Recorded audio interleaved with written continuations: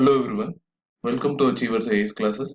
Let's begin a discussion on the current events of 18th May 2018. The first issue in news is an editorial regarding urbanization and associated problems. Globally, cities are the economically vibrant spaces which draw a large number of rural migrants looking for better prospects. This is particularly true in developing countries like India, where production, jobs, and markets are concentrated in the urban areas.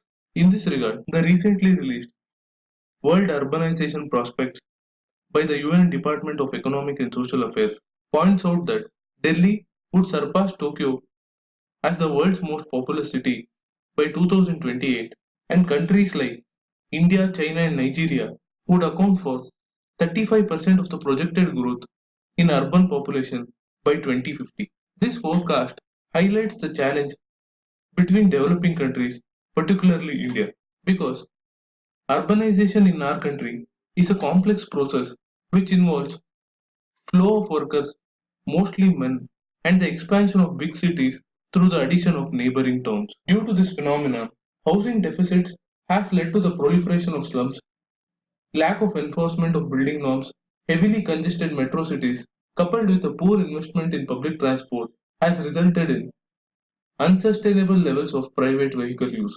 Moreover, as per recent data released by the World Health Organization, 14 Indian cities are among the top 20 cities worldwide with worst air quality for fine particulate matter of 2.5 micrometers.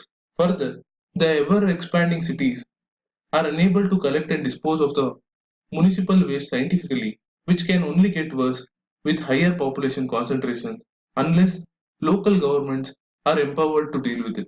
In this regard, municipal law reforms to empower the elected mayors has to be carried out urgently to deal with the trend of urbanization, coupled with other measures like augmenting rental housing, integrating green spaces to make cities cleaner and aesthetically richer.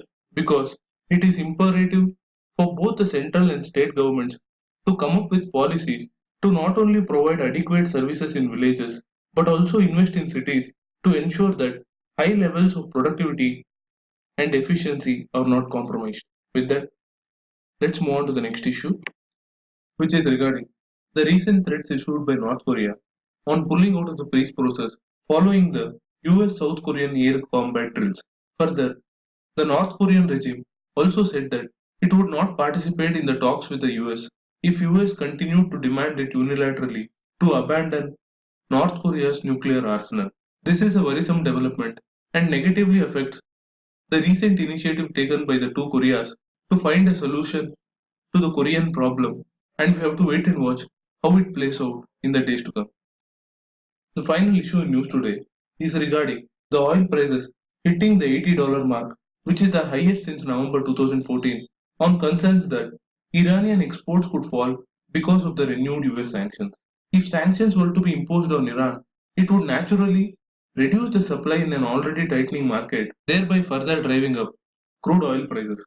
Further, the global inventories of crude oil and refined products have dropped sharply in the recent months, owing to the robust demand as well as the production cuts by OPEC members. This is worrisome even from the Indian perspective because India largely depends on imports for its crude oil requirements, and recent reports suggest that there has been an increase in the import of crude oil from Iran, which could be set back if the United States government were to impose sanctions on Iran. Therefore, we have to wait and watch. For further details on this issue, please go back and watch my previous news analysis video. For now, I call it a wrap on today's news analysis session. Do share this content if you like it. Thank you for watching. Have a nice day.